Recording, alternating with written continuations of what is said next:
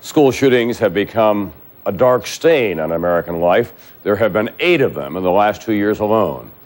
What have we learned from those shootings about keeping kids safe, about dealing with kids who are driven to shoot other kids?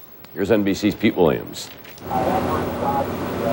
For parents and teachers nationwide, the scene just outside Denver is alarmingly familiar, so much like other shootings at America's public schools that have killed 12 students and injured more than 40 others in just the past year and a half, each time leaving a school and a community in fear.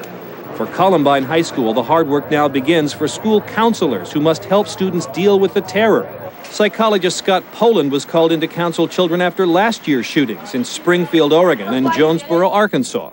The path of the high school in Colorado and that community changed today forever. It saddens me to tell you that, but that is the reality.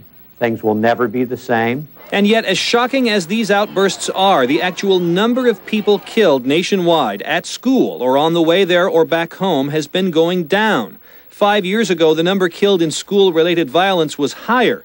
The last school year was a deadly one. The trend has been dropping to 9 so far in the current school year, which is almost over.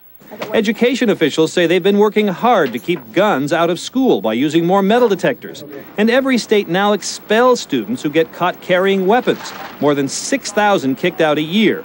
Some cities like Baltimore, Maryland, have even put policemen and probation officers into their schools, hoping to head off trouble and spot problem young people. But some school safety experts say school shootings can never be prevented with so many teens drawn to violence and guns so easy to get. Prisons are the most secure institutions in our society, yet they still have weapons and gang activity inside. To think that we can completely eliminate these incidents from occurring in our schools is unrealistic. But as officials try to sort out just what went wrong this time, they'll be looking for clues on how to improve the odds against another violent outburst at school. Pete Williams, NBC News, Washington.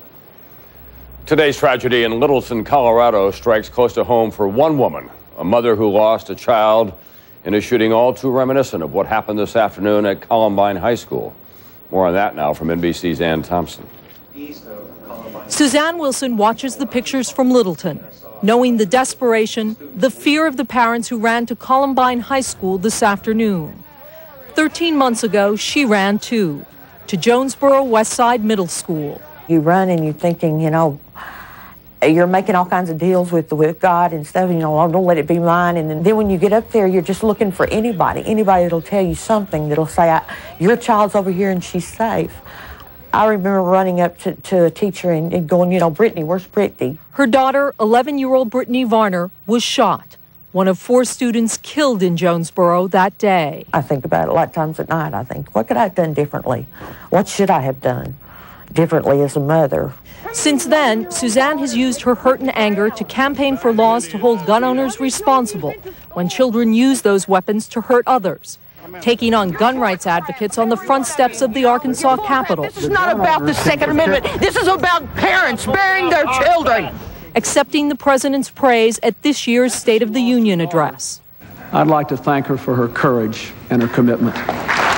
And today in Chicago for a meeting of the National Organization for Safe and Drug-Free Schools. How many children will it take? How many schools will it take before people realize that we have to do something? Suzanne is trying to do something for her 2 other children, but she still can't answer her 14-year-old daughter Brandy's question, is she safe? If I said, yes, you're safe, then I would be lying to her because I don't know that she's safe. Suzanne's hope tonight that this is the last time she'll watch pictures like this, another school shooting, a hope she fears will not be fulfilled. Ann Thompson, NBC News, Chicago.